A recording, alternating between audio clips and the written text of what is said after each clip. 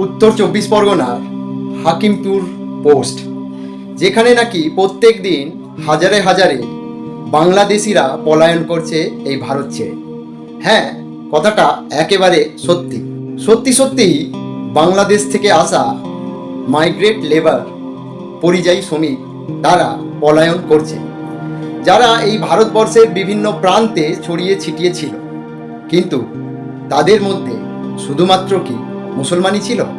না, এই ভারতের গদি মিডিয়া, এই রাজ্যের গদি মিডিয়া যেটা দেখাচ্ছে, বিভিন্ন ইউটিউব মিডিয়া, ডিজিটাল মিডিয়া যেটা দেখাচ্ছে, সেটা আদতে এই ভারতের হিন্দুদেরকে বোকা বানানোর জন্য, যাতে করে এই হিন্দুরা বোকা বনে বেনাগরিক হতে পারে, এসআইআরের দ্বারাই ডি ভোটার হতে পারে। হ্যাঁ, এটাই সত্য, এটাই সত্য কথা। কারণ যত এরা মুসলমানদের পলায়ন, মুসলমানরা বিপদে আছে, এই কথাটাকে স্ট্যাবলিশ করতে পারবে, এই কথাটাকে হিন্দুদের মগজে ঢোকাতে পারবে, তত সহজ হবে এদের এই এসআইআর করে ডি ভোটার করা।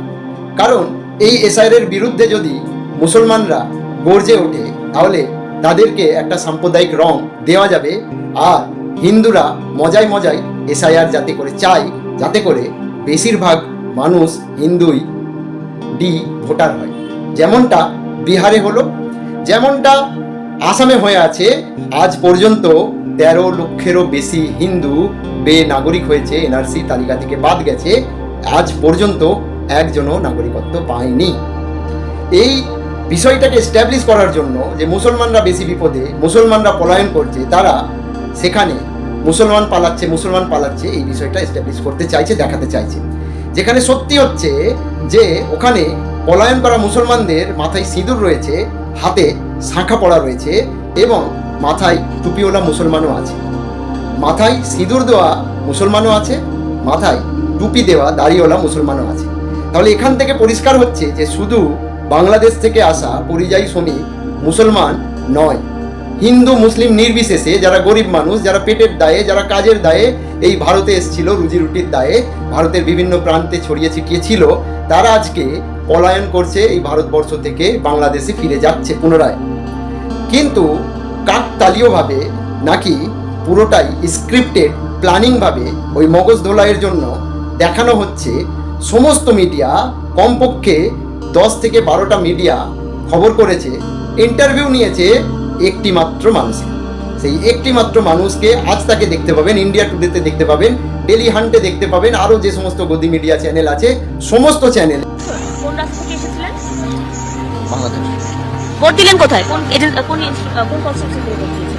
ভোট দিয়েছে এখানে। ওর ভোটার কার্ড আছে, ভোট দিয়েছেন? শরীরটা শরীর খারাপ কিন্তু ভোট দিয়েছেন কিনা? আমি কথা বলতে পারছি না, বলছি হ্যাঁ দিয়েছে, ও 2-3 বার ভোট দিয়েছে এখানে। উত্তর আটলিয়া, বাংলাদেশ। মানে এবারে 8 বছর এখানে আমরা ছিলাম সল্লেক সেক্টর 5। এখানে ছিলাম আমি, আমার মা আর আমার এই দিদি। হাজার হাজার শয়ে শয়ে মানুষ নাকি প্রত্যেক দিন পলায়ন করছে, অথচ এই মিডিয়াগুলো প্রত্যেক দিন বাংলাদেশের হাকিমপুর সীমান্তে যাচ্ছে, আর একটি মাত্র পরিবার, একটি মাত্র মুখ তারা তাদের নিউজ চ্যানেলের মধ্যে, ডিজিটাল নিউজ হোক বা মেইন স্ট্রিম মিডিয়া হোক, মধ্যে তারা দেখাতে পারছে। সেই ব্যক্তির নাম মিঠু মোল্লা।